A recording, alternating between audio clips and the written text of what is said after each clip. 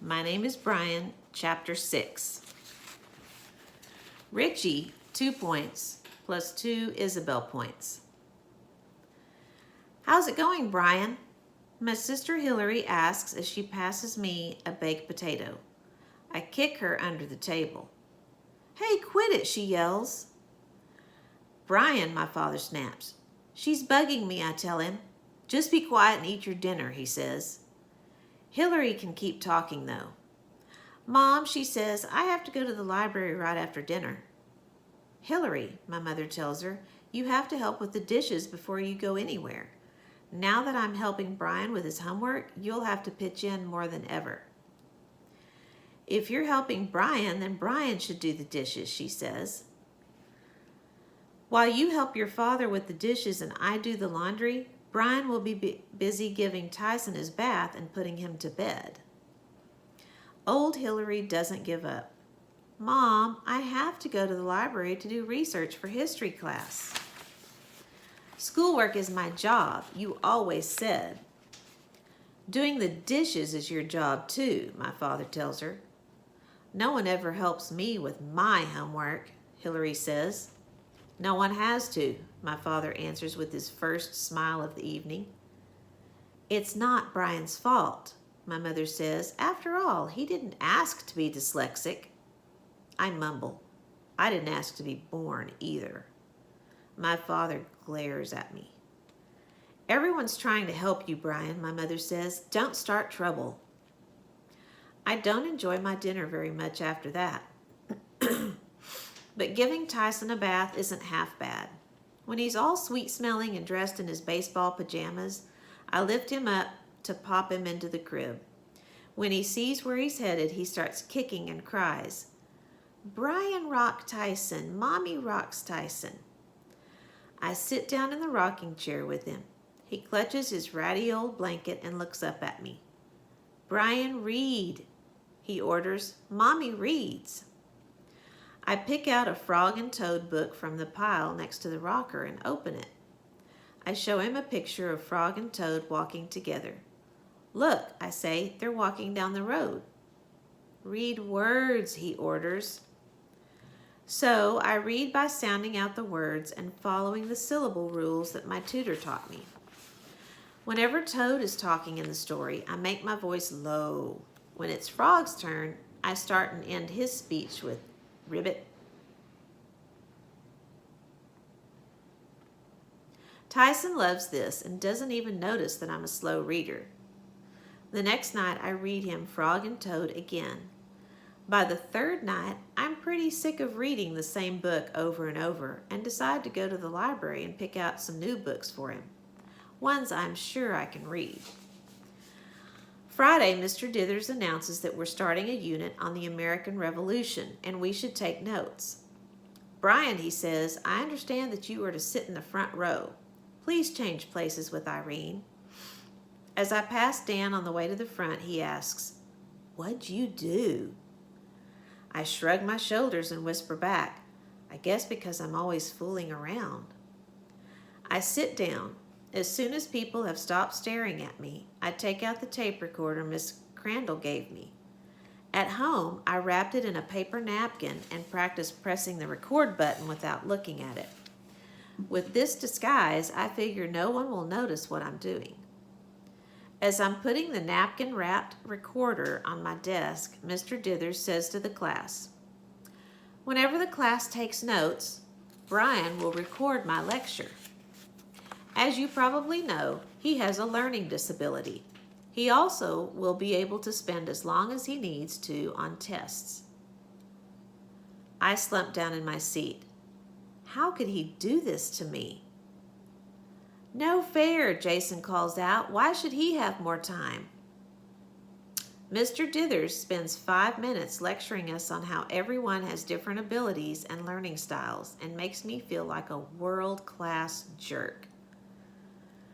I don't have any choice, I tell the other jokers at lunch. If I don't go to the tutor and get better grades, my dad'll kill me. I can't do anything about it until I live on my own. Hey, man, just say no, John says. Your folks won't kick you out. You don't know my father, I tell him. Yes, I do, John answers. He's no different from any other father. You're just wimping out, man. You got to start talking back more. Look at him like you'd beat him up if he dared lay a hand on you. Use your karate on him. A tutor? Give me a break. Before I can think of a way of changing the subject, Isabel comes clumping past our table with her lunch tray. Richie calls out, "Hey, Isabel, you dropped something." She automatically leans over her tray and looks at the floor. At that instant, Richie does a hand fart. A whole table of 8th grade guys hear it and laugh. We start scratching our heads. Isabel glares at me as if it's all my fault. 2 points, Richie boasts, plus 2 is a 8 points. Did you see her? She thought she really did it. No, she didn't, I say. She was mad. Maybe we should get extra points if we get someone really mad, Richie says. I think that's a dumb idea, but don't say so. Hey, it's Friday, Dan reminds us. We can all go to the hideout. Do you have tutoring? He asks me. I'm not a prisoner, I tell them. I can still go to the hideout on Fridays. But I can't today, John says. Do you have to stay after? Dan asks. Me? Nah, Bigham won't pull that on me again. I just got some business to take care of. You got trouble with that? Dan shakes his head. I can't go either, Richie says. I got to, go someplace. The dentist. Better give me the week's moolah now, John says. We each give him $2, which he rolls in a wad and sticks in his back pocket. I'll put it in the tin when we get to the hideout tomorrow, he tells us. After school, I hang out with Dan for a little while. But he wants to go watch TV, and I want to stay outdoors. I'm riding my bike around the shopping center thinking maybe I'll just go home and take Tyson to the playground when I hear honk, honk. I look up. The Canada geese are on the move. I start going in the direction of the big goose V in the sky. Then I get this great idea about my report on the geese. I cycle as fast as I can on Route 343 toward the highest building around, the Colgate Mansion. I slow down when I remember the rule about not going to the hideout unless everyone can go. But I remind myself, the hideout is in the gardener's shed, not the big house. I just won't go near the shed. I pedal full out the rest of the way. After I hide my bike behind the garage, I sneak into the mansion through the cellar window John pried open last summer. The cellar smells like old socks and is darker than I thought it would be. I get upstairs fast. I don't count rooms this time or look around. I'm too scared. On the top floor, I climb the ladder, push the hatch open, and pull myself onto the roof. Before I even look around, I take my tape recorder out of my knapsack and turn the tape over to side B. Mr. Dithers is on side A, and the Canada geese sound will be on side B. Now that I'm on the roof, I'm not afraid. I like being up here, where I can see my town laid out like a map. I'm looking for the roof of my house when I hear honk honk behind me. I push the record button on the tape recorder and hold it up to the sky. Microphone toward the V of geese heading my way. Then I get an idea and turn the microphone back toward me and say clearly, "The sounds of the Canada goose, 4 p.m., October 2nd, 1992, as heard by Brian Albert Toomey. The geese are flying in a southerly direction." They fly directly toward me, honking like crazy. As they get close to the mansion, they take a dive. Are they going to land on the roof? I lie down on my belly so I won't scare them off. When I lift my head just enough to take a peek, I see that they haven't landed around me after all. I still hear honking, so I crawl over to the edge of the roof and look down. At least 100 Canada geese have landed in the field next to the gardener's shed. I describe into the recorder what the geese look like and how they're feeding. I stop talking and try to count them, but it's hard to keep track because they keep moving around to feed. Bang! The crack of a gunshot explodes through the window of the shed. It sends the geese up and out of there with a swoosh of wings and 1,000 honks. I scan the field. No dead bodies. The shot missed its mark, and all the geese have escaped. 5 guys come out of the shed.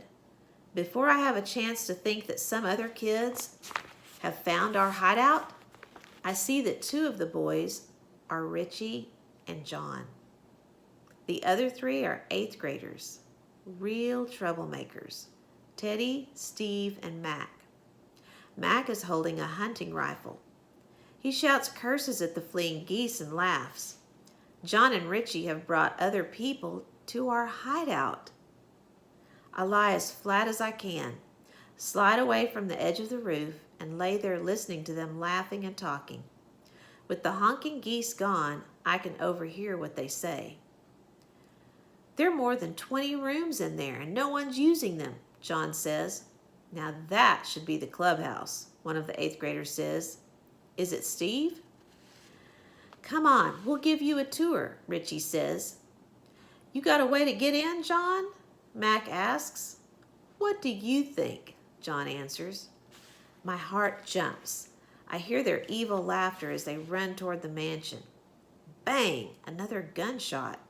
As I look around the roof trying to decide what to do, I notice the open hatch to the top floor.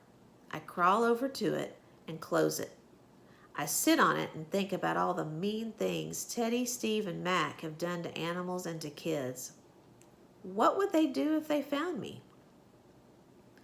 An hour passes. Minute by minute, it's getting darker and colder. I look at my watch. 6:03 p.m.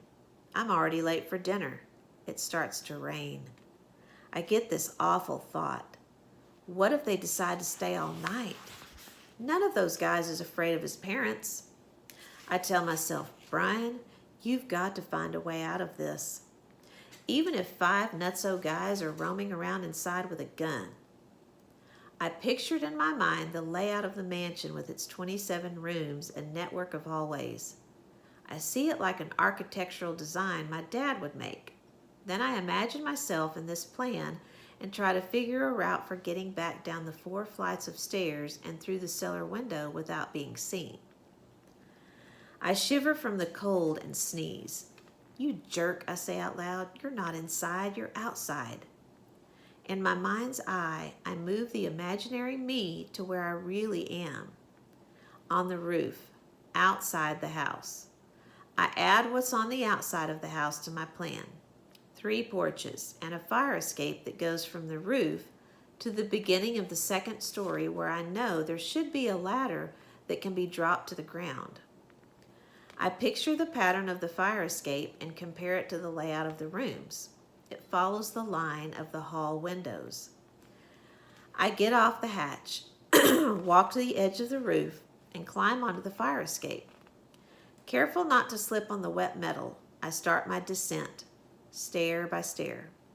At each landing, I crawl under the window to keep out of sight from the guys inside. At the 2nd floor, I lean over to unhinge the ladder that flips out to the ground. It's rusted in place and won't budge.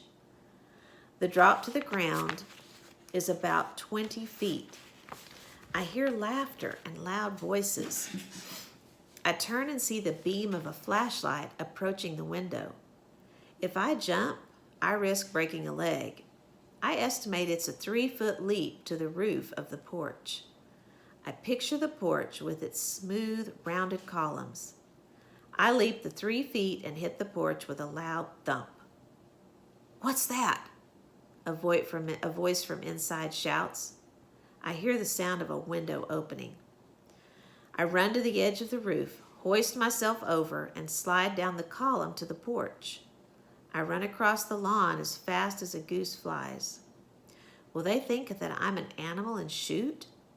I round the corner of the garage, jump on my bike, and ride through the woods and onto the highway. I never look back, and even though it hurts to breathe, I don't slow down until I'm riding down my own street. As I'm putting my bike into the garage, I wonder if tomorrow John will tell us about the guys he brought to the hideout. But the next day, I can't meet the jokers at the clubhouse. I can't go to my karate lessons either. I have to stay home the whole day because I was an hour late for dinner. I also have a terrible cold. Sunday morning, I go over to Dan's. This is one of my favorite things to do. Dan's father is not as nervous and grumpy as my dad, and he makes the best Sunday brunch with homemade blueberry pancakes. I'd like to bring Tyson with me sometime so he can see what a family is like where the mother and father aren't always arguing with one another and yelling at the kids. After breakfast, Dan and I go to his room to build a model airplane. Dan says that he and Richie and John waited for me at the clubhouse on Saturday, that it was real boring, and after a little while of just sitting around feeling cold and being quiet, John had said maybe it was time to close the hideout for the year. He said especially since you can hardly ever come. So he's blaming me, I say?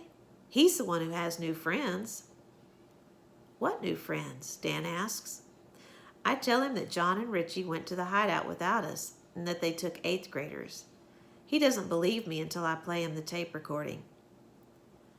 I'm afraid of those guys, Dan says. I don't even like them, I tell him, and they're in trouble all the time. Big trouble. Dan's looking sad, but John and Richie and you and me, we're best friends. I feel pretty bummed out myself. I'm thinking I don't trust John with our money anymore. But just thinking that makes me feel sad and sort of sick to my stomach. So I don't say it out loud. Instead, I tell Dan, I don't like Operation JDBR that much anymore. It brings me more grief than relief. It's hard for you to fool around in school now anyway, Dan says. I don't blame you for being afraid of your father. I hope you get better grades. Me too. It'd make life a lot easier. I can do better work in school too, Dan says. I was afraid you wouldn't be my friend if I did. I don't care if you study, I tell him. I know, he says, but John and Richie'd be real pissed if I started to be good in school. Are you afraid of them too? I ask. He nods. Yeah, a little. But people shouldn't be afraid of their friends. If you're afraid of someone, maybe they're not such a good friend, Dan adds. Maybe not, I agree.